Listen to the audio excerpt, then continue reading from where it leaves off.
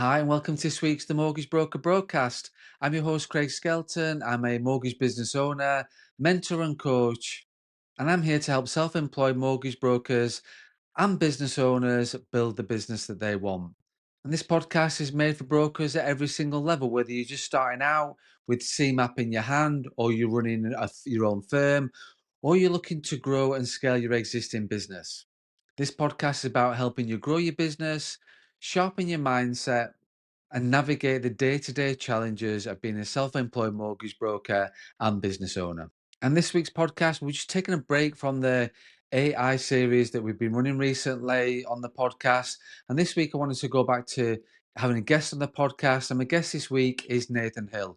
I'm not going to do too much introduction about Nathan because he will talk about his journey, his experiences, and challenges he's faced coming into the mortgage broker world, given his background. So I don't want to do too much introduction in terms of what he's doing. But the reason why I wanted to get Nathan onto the podcast was really to look at like the decision he made a couple of years ago, to become a broker, what made him decide that, what sort of challenges he's faced so far, and what does the future look like for Nathan Hill being a mortgage broker. So let's just get Nathan onto the podcast. So welcome onto the podcast, Nathan. How are you?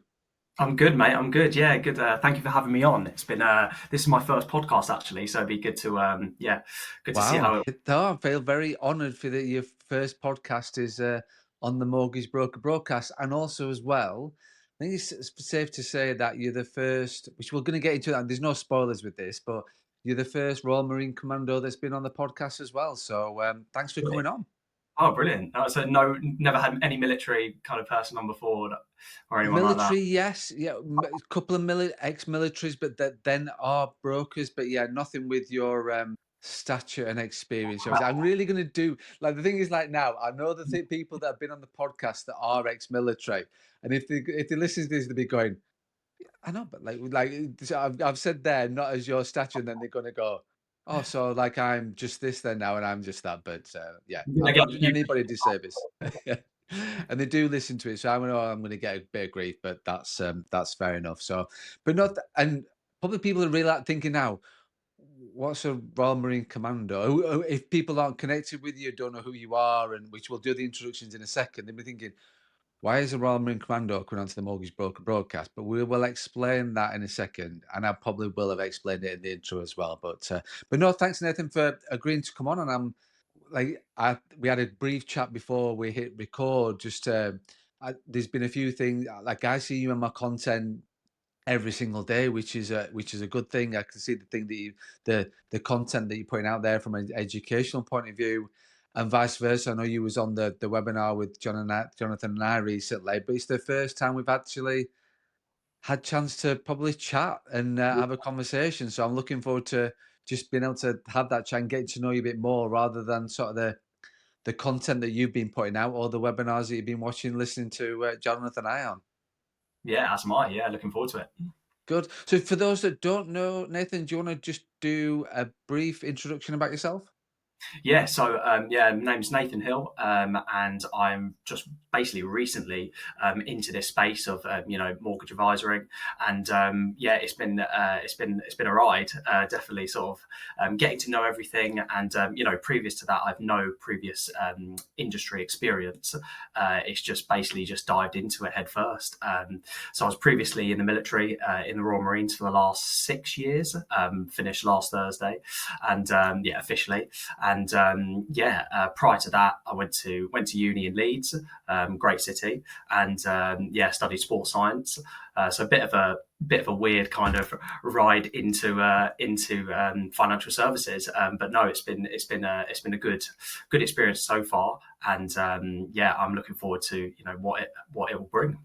Okay, excellent. I think that's good. Let's go a little bit back, 'cause I'm just interested to sort of see, because I saw a bit of LinkedIn stalking and a bit about you, and I saw like the sports science. I'm thinking, right, okay, well, I'm going to ask a little. We're going to, but first of all, Leamington Spa, is that you born and bred Leamington Spa? Is that sort of? No, no. So originally from London, yes, Wow. from South East London, a place called Bromley, well, Beckenham, that's in Bromley, and yeah, that's where I originally grew up. Went to school there, and basically, yeah, just got the love of sport around there. So basically, summer is cricket and golf, and then yeah, winter. Well, golf is all year round now, but yeah, and then the winter was hockey, rugby, football, just basically loved all sports, and yeah, really played competitive hockey, competitive cricket, all the way up through the age groups, and then bit of county stuff at cricket, up until 18, 19.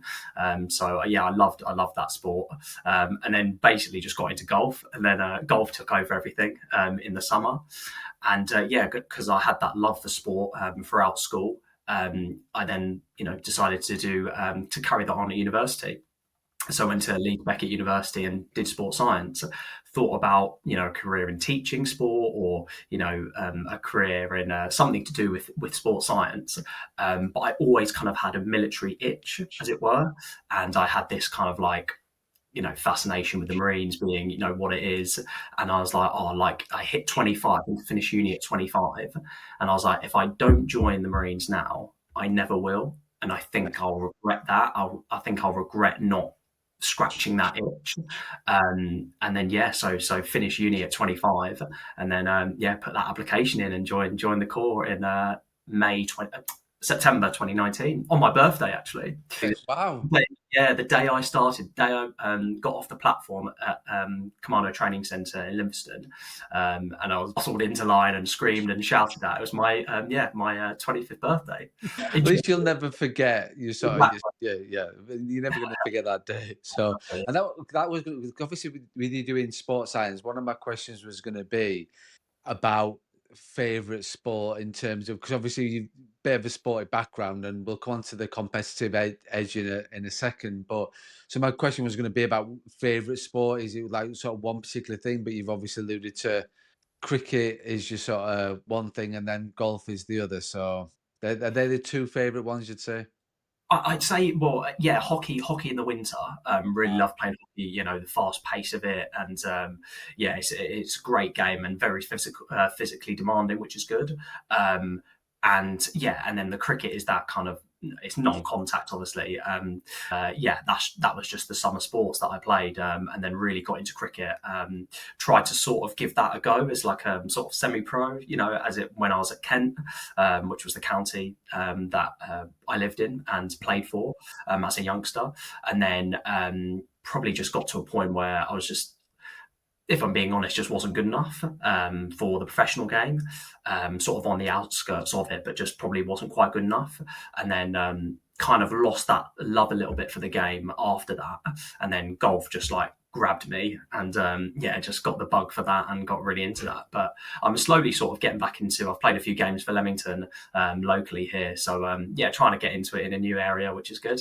But yeah, sort of golf in the summer, a bit of cricket, and then yeah, hockey in the winter. I suppose that helps with because which we've not talked about yet. You work with Chris Hazel in terms of what you're doing, and I'm guessing that helps. He's a hockey. Knowing Chris as I do, he's a keen hockey lover, isn't he? So I think more golf's a more recent thing. I might have got that totally wrong, but I think golf's a bit more of a recent take up. But I know he's a keen hockey player. So I'm guessing you've got that. That's good when you're working with somebody and you've got that other interest as well as sporting competitive interest as well. Will always help with the relationship. Yeah, yeah, definitely. Yeah, we played golf a few times together. I think he got one over on me in the first game, and I think I beat him the other day. So I think we're 1-1 at the moment. And yeah, obviously we talk about cricket as well. We'll say like, oh, England are losing or something like that. They'll be like, oh, standard. But won yesterday though, which is good. But yeah, Exactly. Well, I was thinking about that, thinking you say it's a non-contact sport, but I think yes, I think the we can talk. Obviously, this podcast is going out the day after the was it the third test, wasn't it? So yeah, yeah, there was a bit of I'm not a massive cricket fan, but it did the argy bargy, shall we say, did sort of spike my interest. And Richard Jubb, who I work with, and he's an AR of a DA firm, and he is very keen cricketer, and he's very keen. I sort of messaged him a few times because because I don't normally message you about cricket. 'Cause it's not my number one sport, shall we say. But yeah, even I sort of paid an interest with what were going on over the past few days. Yeah, it has been a few. There were some feathers ruffled definitely in the test match, but yeah, no. If you're bowling, if you're facing a leather ball at 90 miles an hour, that can cause a bit of fear as well. So it's non-contact, but if that ball hits you at 90 miles an hour, you're going to feel it. So Yeah, yeah, definitely. Yeah, definitely. So, uni leads sports science, military. So, like you said, with that military itch, is that something from your past? Is that family orientated, or just your own way of sort of thinking? What was that? What sort of created that, and what really made that a real purpose of what you wanted to do? yeah, that sort of came. I think as a youngster, I kind of had a bit of an interest in it, on like video games, on Call of Duty and stuff like that. When you're a bit younger, you enjoy that kind of that thing. And I got a little bit of an interest for when I was younger. In terms of family, no, I'm probably the first military man in my family, Wow. to go down that route. So yeah, no sort of like. Parental or granddad etc no, who haven't gone down that route. Yeah, I'm the first one in the family, but yeah, I just had that interest and that keenness for the military. I liked the idea of discipline and yeah, and yeah, hard work, things like that. That sort of it drew me towards it. And then after uni, I was kind of still didn't quite know what I wanted to do. And then yeah, and then when the opportunity arose, I was like, it's now or never really. So I hit 25, and I was like, still fairly young, and yeah, still physically able to do it. And then yeah, and then just sort of signed up, and then yeah, walked through the gates. Were you quite disciplined into like before you joined the military? Like, is that part of your trait that you're quite a disciplined, well-structured individual? Thinking actually, or is that something that you consider yourself before you hit 25? I would say so. Yes, I liked the idea of you get told what to do. And it's like, right, the motto, the mantra in the Marines is right place, right time, right kit. And that's basically how, all to be a good Marine, right place, right time, right kit. And it was kind of like, I liked that discipline of, there's hierarchy in the military, and you're told where to be, when to do it, with what kit, for how long. And I quite liked that kind of that discipline and the structure. But before that, I would say, yeah, I was fairly wasn't lazy, it wasn't anything like that. So I'd say I was fairly structured before it. But yeah, obviously that's just magnified in the core, especially in training. Those 9 to 10 months was yeah, there were some dark times in those times, but I'm guessing if you are like that, then it will help with the transition and not to be too much of a shock. And I think because we'll talk about the transition of being a mortgage broker a little bit further in the podcast, but I think a bit shortly. But yeah, I think if you've that way, then you're more likely to stick it. And like you sort of said there, because I talk a lot about habits in everything that I do, and when you sort of said there about being told what to do, where, what time, with which kit, then that's a good thing to keep that habit when you become self-employed, as a lot of people are. When you start thinking, actually, I've not got those. I've been told to be here at this time with this kit. Now you've got that bit of freedom of, okay, well, I don't know where I need to be, and I don't know what time, and I don't know how long I'm going to be here. But when I've got an idea what the kit looks like, that will then throw sort of, that's a good habit to have with regards to that structure, rather than having the total freedom of, I'm now self-employed. What do I do now, kind of thing. But we'll come on to that because I've like literally, I said there was no agenda. I've gone off on a bit of a yeah. on a tangent there, but yeah, it's but I think, like I say, that helped with the transition from into the military in terms of what I do. Did you, like, just like, this is just a lack of knowledge from my point of view. Just start out like literally you straight in as a Marine, you build up to commando, or is it you straight in as a commando? Well, like what does that sort of like what does the you said about 6 months training? What does that look like from a Yeah, it took about 9 to 10 months in the end during COVID, because of COVID. So it was oh straight yeah. at. I joined, yeah, September 2019, and it was during COVID. About February, March 2020 was when obviously that all was at its height. So yeah, basically how it works is you do a pre-joining fitness test. There's some sort of administration bits and medical prior to that. Once you've done all that, you then go down to what was called back then was called a PRMC, sorry. So it's like a potential Royal Marines recruit course, and basically that's a 3 day kind of fast track tester kind of for if you've got kind of what it takes to actually join up. So that'll be a bit of the physical fitness in the gym. So it's not like weights gym, it's like press ups, sit ups, all kind of like body weight work. And then there's a little bit of military knowledge, so kind of weapon drills, not actually touching a weapon, but like it'd be a PowerPoint of different weapon systems and how you use them, and then you'll go out into the field, and then you'll learn kind of how to soldier. Sort of an introduction of how to soldier. And then with the Royal Marines, there are 4 commando tests that you do, and you basically do a little run around of one of them, the endurance course it's called. So basically that's what it's like over the 3 days. If you get, that's a point system. So if you get X amount of points, you pass. If you don't, you obviously fail. You'd have to try and do that redo that 3 days in a couple of months time. Once you pass that point, they then give you a start date for when you can start training, and normally they start every recruit troop every 2 weeks. Right. Yeah, so then it'll be right, when do you want to start, and you pick that start date, but it can be sort of moved around. So ironically, I wanted it after my birthday, and then they moved it to bang on my birthday, which was nice of them. And yeah, so then that's your start date, and then once you walk through the gates, you're then introduced to what's called a DL, so a drill instructor, and they essentially show you. So the 2 ways, to start with training is learn how to survive, learn how to fight. So that's how it will sort of like the 2 phases of training. That beginning bit, your drill instructor, your DL, teach you how to wash, shave, clean, look after yourself, both on camp, and then you'll start to learn how to look after yourself in the field. That's when you're soldiering. So it sort of, moves across those 2 areas. So that's kind of like your first part of training. Then you'll meet your troop sergeant, your troop corporals, and they will then take you through training and teach you the basic skills of being a commando.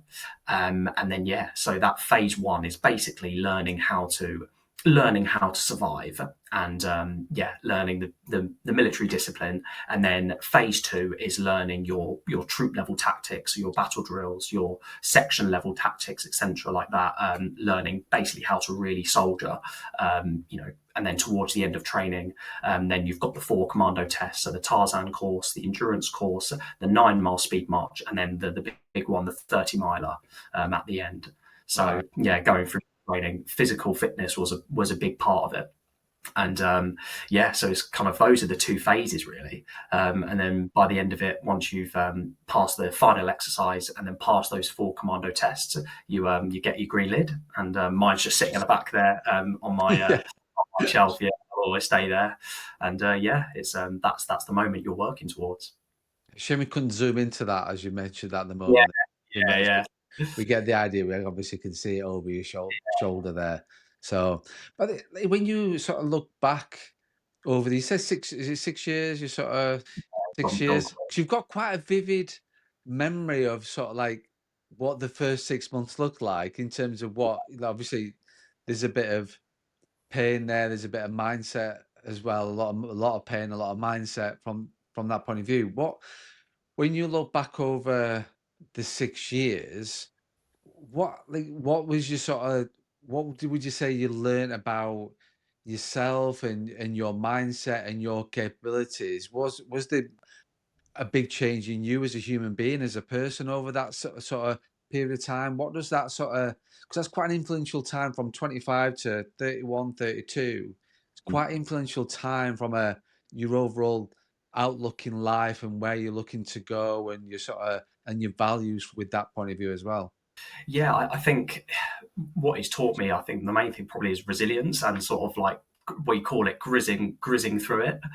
You just got to grizz it, at times, and that's one of the things in the core. It is, at times it is a real grizz, as we call it. And but they think about what it comes back to, what they're training you for. They are ultimately training for you to to go to war, and at times during war times, there's going to be difficult times where you have to push through things, and that's what they're training you for. So I think that really probably was the biggest learning point for me, is just being able to grizz it and just get through things. I think for me personally, I can't comment, unfortunately. Well, I don't know how you look at it. Fortunately, unfortunately, I never went to a real combat zone. Uh-huh. I miss the Afghan era, the Iraq era. So corporals and sergeants, when I was in training, obviously they had had that experience. Right. But that was obviously great to hear their kind of stories of, they actually did what you were trained to do. And it's kind of interesting asking them, like, oh, how was your experience? What was Afghan like? And it's like, they say, like, oh yeah, like it was great, you're doing your job, but then also you've got friends, friends have died around you. And so it's kind of sobering as well to hear both their side, and then also, me just coming through training, because I can't comment on that. I don't know how that would feel like, with regards to actually being in a war zone, and they had that experience. So it's great to sort of get their stories, get their insight to that. But yeah, I'd say just getting through Royal Marines training is a great achievement in itself, and I'm glad I did it. And basically, yeah, that resilience probably is the one thing I've mainly taken from it. And I think when we talk about you moving a think about and becoming a mortgage broker now, I think resilience is a massive thing that if you've got, and I know you're not going to experience anything like what you've experienced, you're not going to have the physical side of things, but you've certainly got to have a very good amount of resilience being a mortgage broker, being a self-employed mortgage broker in our world. And because yeah, the challenges they face can be very different, absolutely. But at the same time, you still got to have that drive, that motivation, and persistence. And so, yeah, when you, so that's like sort of 6 years of your life. When you, I'm guessing that thinking sort of psychologically, when you talking to the corporals and things like that, and talking about their experiences where they've lost friends and they've got the positive side of things, and obviously that I think I'm guessing that when you sort of look back and you sort of signing yourself over. Well, you're signing your mind, your body, you're signing everything over in terms of Your you. soul. But yeah, exactly. Well, and that's that because I've never experienced that in terms of signing yourself over that way. Is that something you go into with very open eyes, open mind, or is it just think I'll deal with that when it arises, or is it like full front? I know this could happen, and I know I've got to prepare myself. Yeah, definitely. I think when you join the military in general, there is there is something at the end of it potentially, and you don't know when that could be, or if it will happen. But obviously, signing on that dotted line, you do know that potentially you are going to go to some places, and some risky places, and that's part and parcel of the job. And yeah, that is something that I was aware of signing up. Maybe at 25, I was a little bit naive, thinking like, get some training on a, and enjoy the experience. But then also you do have an understanding of what at the end of the day, what you are signing up for, and that is something that shouldn't be taken lightly. And yeah, I did understand that signing on. Okay, and that's I guess from people that I've talked to, they've got a very different. People have got a different aspect of it in terms of people are running away from certain things. Clearly, you're not running away from something to get into the military. That's not. It doesn't sound it to be quite grounded, and you've got good structure and good foundations from what you built your military career on. So that, like I say, it's just. I'm just interested to see your take on it because I have heard very different aspects in terms of it. I just wanted out of the situation I was in. That seemed the best outcome, and they were a far better human being coming out the other side. But that they got into the military a little bit sheltered in that kind of way because it was more of a forced thing on them rather than actually, do you know what, I'm aware that I may never come out of the other side of this, and that's sort of the bit. That's the harsh reality. Then that sort of it's a different aspect and a different take on what somebody's got out of it, but also as well what made them get in there in the first place. So we've done the military, and now, so what point does a Royal Marine Commando sit down? Is he bored somewhere on some sort of snowy mountain top in terms of, or some sort of wet Cumbrian mountain? Like what makes sort of Nathan sit there and think, "Do you know what? I'm going to become a mortgage broker." I think I got a bit of like a keen interest in finance in during COVID. I think quite a lot of people did. You know, got spare cash, you got spare money. Like, what do we do with it? I'm sat at home watching YouTube. I'm not really sure, what we're doing, because we had a period of 2 months where training basically stopped, and Right. we had do a little bit of ourselves, like doing physical fitness in the house, or doing your one run that you're allowed to do, or whatever it was back then. And because I was then based up in Scotland for 2 years, that was my first draft. So you get drafted to different units, and Right. basically where with the Marines, it's either you've got 2 units in Scotland, one in Plymouth, one in Taunton, and are main fighting units. So you're Right. either right up north, or you're right down southwest. Uh, so yeah, during that period when I had time off, and during COVID, I got a bit of an interest in finance and investing, and things like that, and it kind of fascinated me. And then with the 2008 financial crisis, kind of fascinated me a bit, and I read around that a bit and watched videos, and obviously mortgages was a big part of that. And then I just saw sort of maybe the algorithm pointed me towards watching mortgage videos, and being like this, and then I always thought I I did join the Marines with the idea that I was only going to do the minimum 4, 5, 6 years. What was kind of like the rough plan, and then it got to that point, and I always thought, oh yeah, I'll join the police. After that, I'll stay kind of like that, um, you know, public services route, police, fire brigade, whatever it was, kind of thing like that. And then yeah, I got a bit of an interest in finance, and then just thought, kind of fell into mortgages after that sort of interest in the 2008 financial crisis. And I was deployed of all of 2023.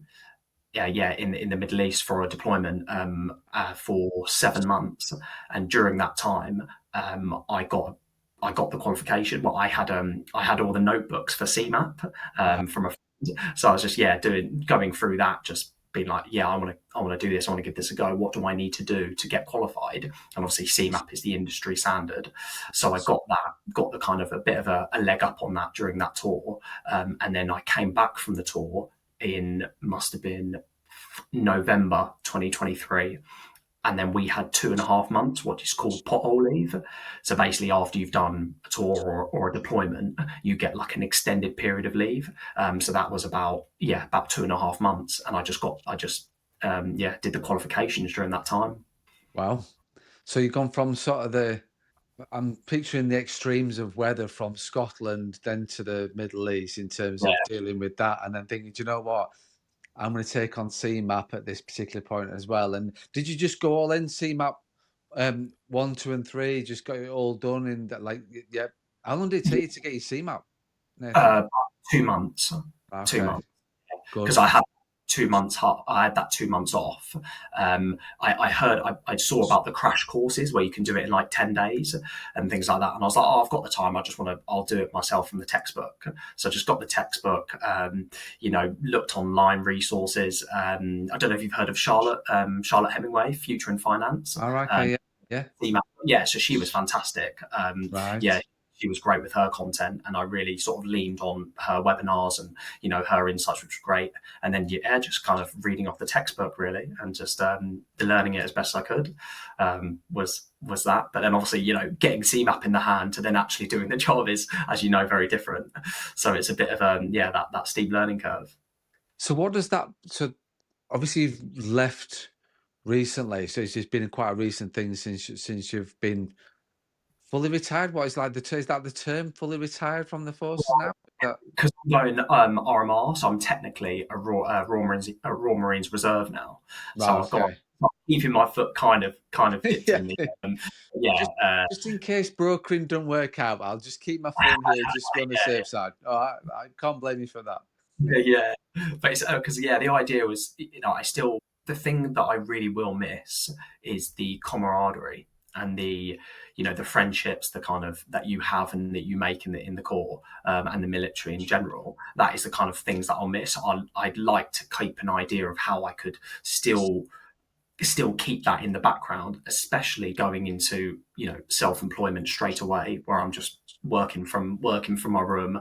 And it was quite straight, and it has been a bit of it's been a bit of a shift. Obviously it's not easy, I feel, No. leaving the military and leaving that group, because I've always been around people, from sport through school, through uni, just around a bunch of lads playing sport, to the Marines being around a bunch of lads playing, well, yeah, there is sport, but yeah, Oh, doing drill, being on exercise, yeah, and then having a laugh in the rooms and that, to now sort of just being on my own in my house. It has been a bit of a shift, so I wanted to keep my toe dipped in it with the reserves, so I can keep that connection really. I think that I say I don't think I think in terms of appreciating going from I know what it's like to go from employed to self-employed on working in a team, talking to people day in, day out and having that camaraderie to then being self-employed, sat in whether that's a bedroom, a dining room or what or a spare room, whatever the case would be. So you've got your transition from military to mortgage broker, but then you've also got the transition from having a real big sort of squad of individuals around you that have to them being sat in a room where so you've got people that are very like-minded, I'm guessing, very sort of what like in terms of what your thinking is and the way that you work and your mindset and how sort of like your resilience and everything else, and then being sat in front of a screen talking to clients about the mortgages. So you've got a double whammy from that point of view, haven't you? So that was going to be one of my questions: is how do you deal with that? But I'm guessing the the RMR keeps you grounded in that way. Yeah, definitely. Yeah, and trying to look at other parts and look at other relationships to build, and even if that is an online relationships, with people that have, more experience than me in the industry, like yourselves, reaching out to, different brokers and different people just to, have a chat and get their insights. So maybe not necessarily just being that physical, around a bunch of lads, a bunch of people just having a laugh and doing drills, but also having relationships online with people is something that I'm trying to build as well, trying to go to network events. So that kind of gets me out of the house a bit and trying to build connections maybe in a different way, to how it was in the military. But trying to build that network and getting a support network around me, I think is important. And to be fair, it's probably a good. I'm interested to get your aspect on it in terms of because I talk a lot about there is the people that I work with are all about do sort of say about how good this industry is. So coming from different industries, not just talking about military, but sort of being in totally different industries and becoming a broker, getting into the mortgage space. The comment always is for a lot of people, not everybody, but a lot of people is they're very pleasantly surprised on how brokers help each other brokers out to then build a business or just be successful and offer there for help and advice. Is that what your experience has been over that period of time? Yeah, definitely. Yeah, it is fascinating actually how many people are just willing to have a chat with you or willing to help. I think starting out when I was doing CMAP and just after I got CMAP, searching on YouTube, searching on Instagram, TikTok, Spotify, and just trying to gain as much as I can from it. Obviously, I then came across yourself, came across Ash Borland. I know he's been on the podcast a few times. I talked to Ash and I've asked him a lot and the marketing side and trying to lead generation as a self-employed individual, and that's been great. And then also other brokers and what they do. So that's been great. Anish Patel, I've messaged him a few times and I know him, and people like that has been really helpful. And just ask it. And Dan Knott as well. He's been on your podcast. I know It Dan has, yeah. a Yes. few times. great. And you wouldn't think, because you see kind of their profile on Instagram, you're like, oh well, they're quite like they got a lot of followers, they posting quite a lot, they're just more than happy to chat. And it's sort of like getting past that first, like, oh my god, can I text them? Can I message them? Are they going to be a bit funny about? Are they going to blank me? And no, they're like, oh yeah, sound, yeah, we'll have a chat. This is my number, or or yeah, drop me a message or voice note me. And that's yeah, that the industry, I've noticed, has been very welcoming to helping new advisors, which has been great. No, that's good, and that's to fairness, and that's good feedback in terms from an industry point of view, because there are, yes, there's still people that don't have that abundance mentality and just think everybody's fighting against each other for business. But then you get somebody like, say, like Dan and other people that you've spoken and an issue that you've spoken to that have got that abundance mentality and know that you're not actually taking any business from them. And they've been in, the beauty is, like, they've been in that same situation as what you've been in. And I think if they've called on somebody for help and support, or they've learned it themselves and then and then thought, you know what, I'm happy to share what I've learned to somebody who's had the bravery to then just reach out and go, like, because like you say, you've been brave and gone, messaged down and sort of said, he could have blanked you, he could have not replied, or he could tell you to go away.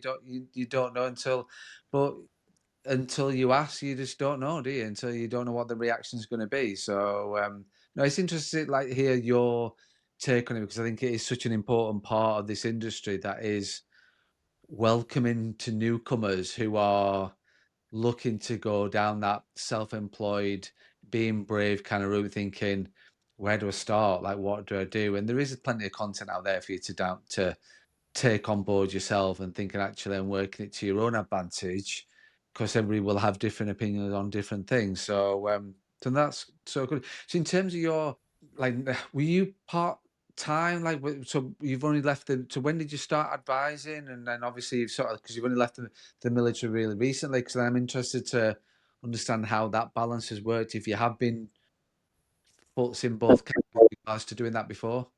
Yeah, so I think going part time has been, a real help. Starting out sort of at the start of the year, and building. As you know, it takes quite a long time to get paid on mortgages in terms of when they complete.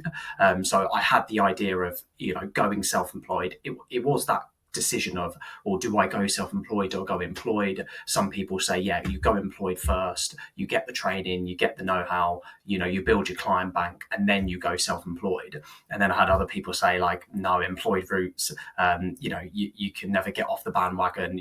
They're their clients, they're their leads, and then you're just starting.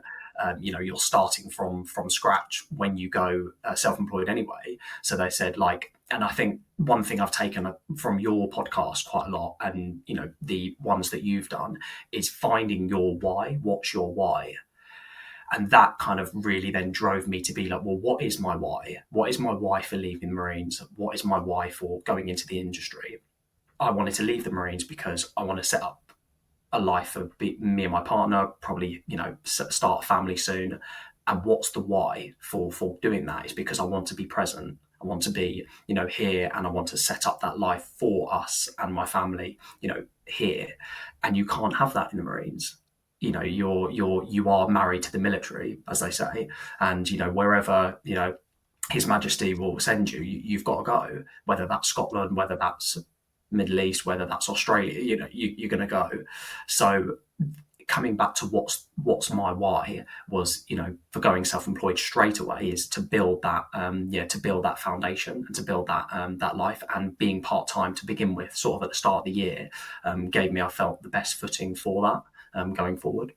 And so I think, like I say, if you can make it work and getting that balance right, as you said, Nathan, it is all about the whys, and that's been good for you in terms of experience and being true to yourself, thinking what your why is, because people understand what their why is, but then they don't do anything about it. They just stay where they are, don't change anything, because they're not brave enough to think, "Do you know what? I need to fulfill my true potential, and actually don't need to be sat here in," like you said about being employed or self-employed. People find it hard to get off the employed route because they're fed, they can be fed leads, they're never on their own 2 feet, kind of thing. And it's just that merry-go-round of that's what they will always be, and find it difficult to step off. You will have to step off at some stage, but it's difficult to step off, and you don't want to have that regret in years to come going, do you know what I did think about? So like that itch with you at 25, you will like brokers who want to go self-employed will always have that itch. Whether they actually fulfill that itch is a totally different thing, but they will have that itch to go, because I speak to a lot of brokers that say that, oh yeah, I'm going to go self-employed. It's about the right time, right kit, right Right. place. So yeah, I got them in the wrong order, but the right thing. Brokers will always tell themselves that the time's not right now. I'm going to do it in the future. I'm going to do this. Like, when this is this, and then this is this. This is what I'm going to do.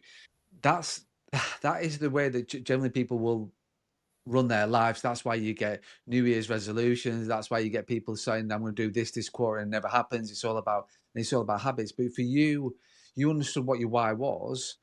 Getting out and doing something that is of an interest to you, and actually you know that you can be good at in terms of what you're looking to do, because it will give you that interaction with people, and it will give you that, and you've got that structure, you've got that discipline, you've got that routine.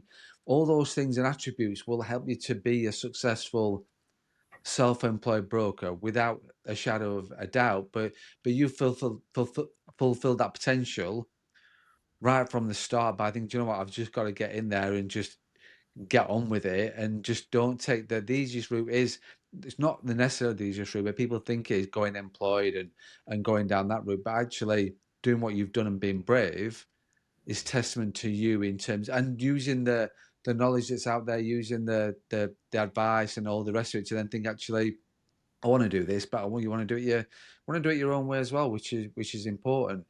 I think one thing I've just noticed this time, like I said about, is we're going on like 40 minutes, and we sort of, so because one of the things that I wanted to ask you is, when you sort of like knowing what you've done now, so like in terms of you've done your CMAP, this is something you decided to do, done your CMAP, done this part time, you've still got your one foot in your camp a little bit with the reserves, so but that's obviously that is just a part time thing, as and when. What's the one thing, if you've got somebody that's sat in the military, for example, so you've got an abundance mindset, so you're not worried too much about them being a competitor, because you're taking Leamington Spa by storm, so we're not worried about too much about location.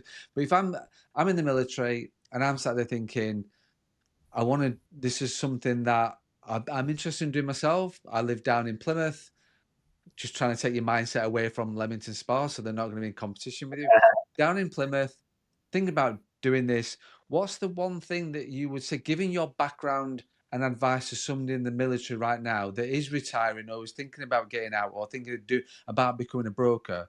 Is the one thing that you would sort of take from your experience over the past like 2 years? Is it really, since you thought about this? Yeah, I'd say planning and having that uh, foundation of an idea of what you want to do, and then especially if you're going to go self-employed, having save some savings to start out. I know you say that as well about having a bit of a cash buffer, for when you do finish employment, so that you're not chasing that lead. You're not chasing the money from day one.